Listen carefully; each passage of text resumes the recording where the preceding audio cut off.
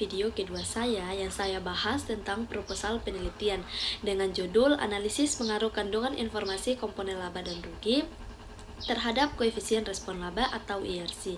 Sekali lagi terima kasih kepada Bapak Gregorius Giandri SE MSI AK selaku dosen pengampu mata kuliah seminar akuntansi yang telah memberikan saya kesempatan untuk mempresentasikan hasil proposal penelitian saya. Nah, izin memperkenalkan diri, nama saya Safira Mohlis dengan NPM 022722111097. Langsung saja kita masuk pada subpokok pembahasannya. Nah, pembahasan yang pertama ini saya akan membahas tentang latar belakang.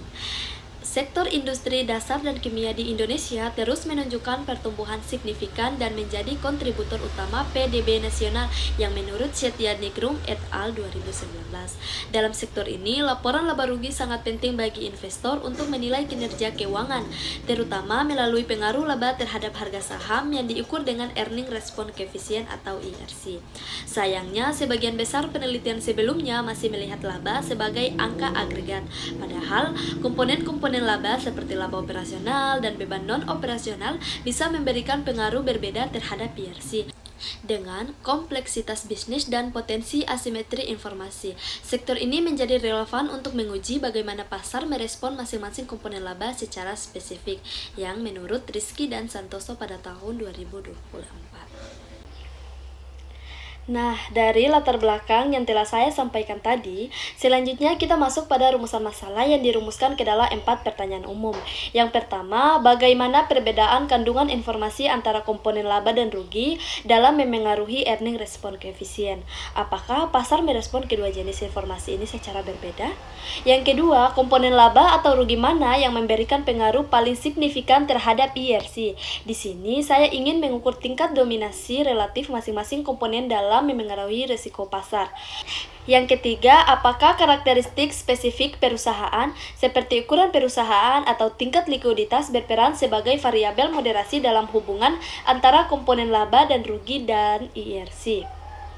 Dan yang keempat, apa implementasi empiris dan praktis dari temuan ini terhadap pengambilan keputusan investasi, khususnya dalam konteks pengambilan informasi laba oleh investor di pasar modal.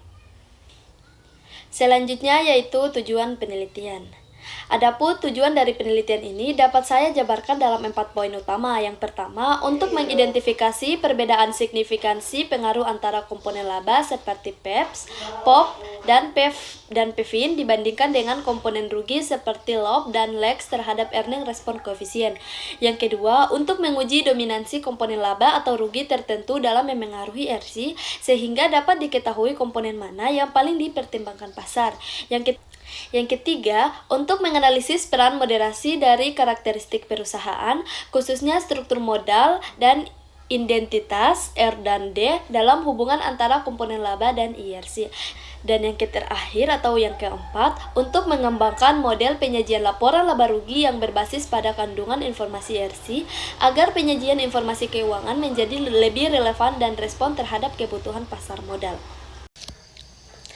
Selanjutnya yaitu manfaat penelitian. Jadi manfaat penelitian ini terbagi menjadi 3 manfaat. Yang pertama itu manfaat secara teoritis. Secara teoritis, penelitian ini memberikan kontribusi dengan pengembangan modal Earning Response Coefficient atau ERC melalui pendekatan kontingensi dengan mempertimbangkan karakteristik spesifik sektor industri dasar dan kimia seperti intensitas R dan D dan tingkat leverage sebagai variabel moderasi.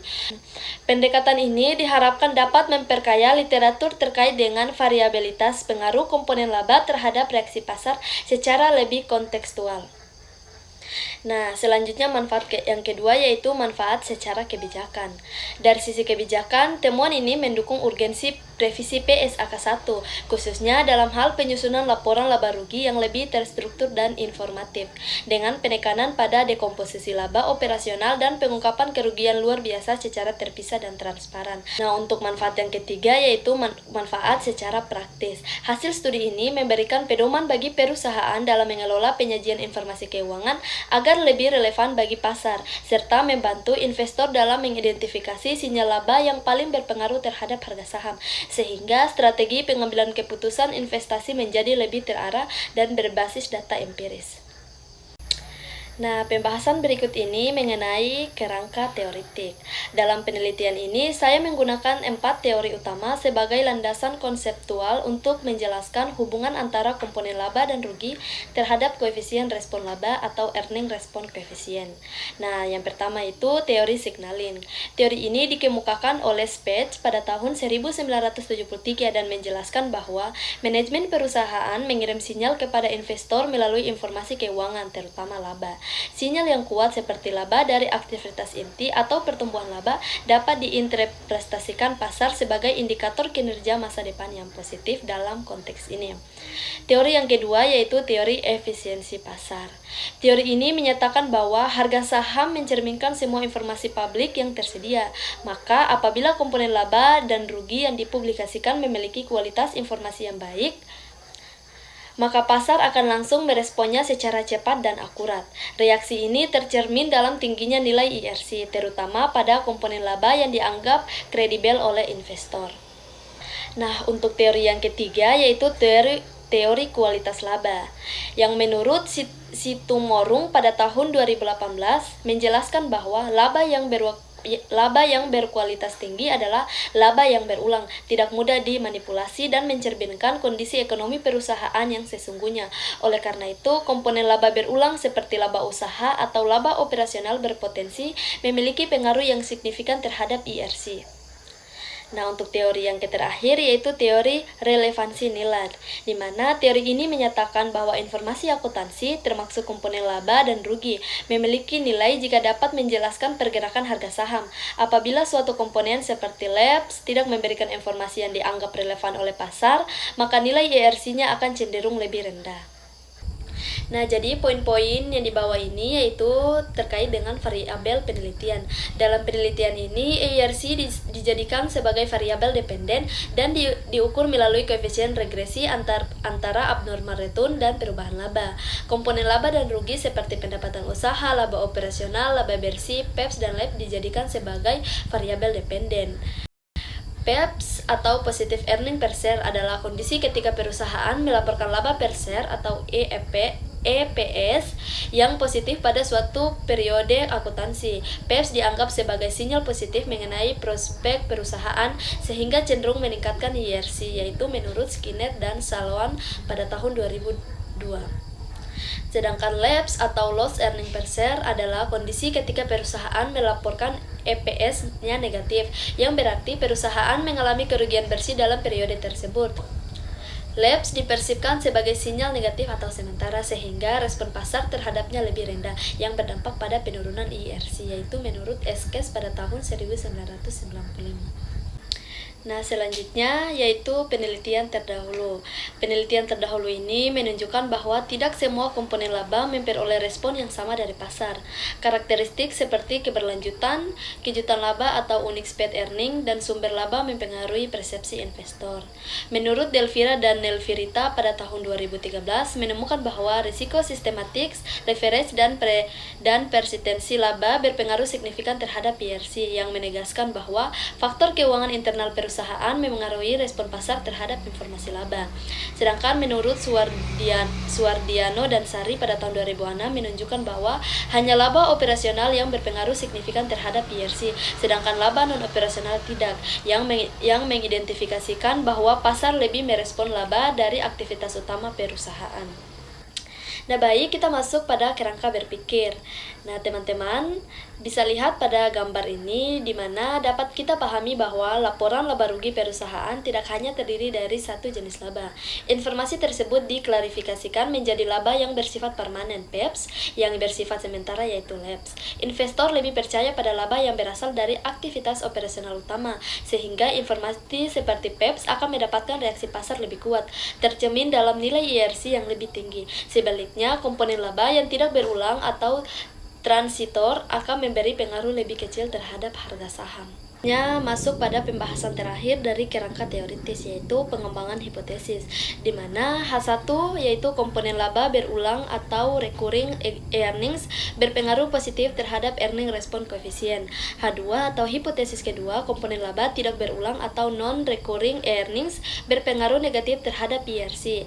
Dan hipotesis ketiga, arus kas operasi berpengaruh positif terhadap IRC. Dan hipotesis keempat, akrual berpengaruh negatif terhadap IRC. Nah, baik, untuk pembahasan kali ini terkait dengan metodologi penelitian, di mana ada lokasi dan waktu penelitian. Jadi, penelitian ini dilakukan pada perusahaan manufaktur sektor industri dasar dan kimia yang terdaftar di Bursa Efek Indonesia atau BEI pada tahun 2025. Selanjutnya yaitu populasi dan sampel. Populasi penelitian ini adalah perusahaan manufaktur sektor industri dasar dan kimia yang terdaftar di BEI. Sampel dipilih secara purposive sampling dengan kriteria perusahaan aktif selama periode penelitian, memiliki laporan keuangan yang lengkap dan data harga saham yang tersedia. Untuk jenis dan sumber data, yaitu penelitian ini menggunakan data sekunder kuantitatif berupa laporan keuangan dan data harga saham. Data komponen laba diperoleh dari laporan tahunan, sedangkan data pasar saham diakses melalui BEI dan platform keuangan. Seluruh data digunakan untuk mengukur variabel penelitian dan menguji earning response coefficient. Selanjutnya yaitu teknik pengumpulan data, di mana teknik pengumpulan data yang digunakan dalam penelitian ini adalah metode dokumentasi dengan memanfaatkan data sekunder yang bersifat kuantitatif. Data yang digunakan diperoleh dari laporan keuangan tahunan serta informasi harga saham perusahaan yang dipublikasikan melalui situs resmi Bursa Efek Indonesia dan platform penyedia data pasar seperti RTI Busines. Selanjutnya model analisis. Model ini dirancang untuk menganalisis bagaimana pasar merespon informasi laba dan rugi yang tidak terduga seperti PEPS dan LEPS serta laba bersih agregat atau NIB dengan mempertimbangkan karakteristik perusahaan seperti ukuran atau size, struktur modal atau LEV, dan profitabilitas atau ROA. Dengan menggunakan CAR sebagai variabel dependen, model ini mengukur seberapa besar reaksi pasar terhadap informasi keuangan perusahaan yang tercermin dalam pergerakan harga saham. Nah, berikutnya lagi yaitu teknik analisis data. Penelitian ini menggunakan regresi linear berganda untuk menguji pengaruh komponen laba dan rugi terhadap koefisien respon laba. Analisis data dilakukan dengan SPSS atau views, serta diuji melalui asumsi klasik untuk menjamin validitas dan kesesuaian dengan teori. Dan yang terakhir yaitu uji validitas dan reliabilitas. Penelitian ini menggunakan data sekunder dari laporan keuangan dan pasar saham BEI. Validitas, isi, dan konstruktur dikonfirmasi berdasarkan teori akuntansi dan studi sebelumnya. Reliabilitas dijamin melalui konsistensi data antara periode dan sumber resmi yang telah diaudit sehingga uji seperti Cronbach's alpha tidak diperlukan. Baik teman-teman, itulah hasil presentasi dari proposal penelitian saya. Kurang dan lebihnya saya mohon maaf. Wabillahi taufiq wal hidayah. Wassalamualaikum warahmatullahi wabarakatuh.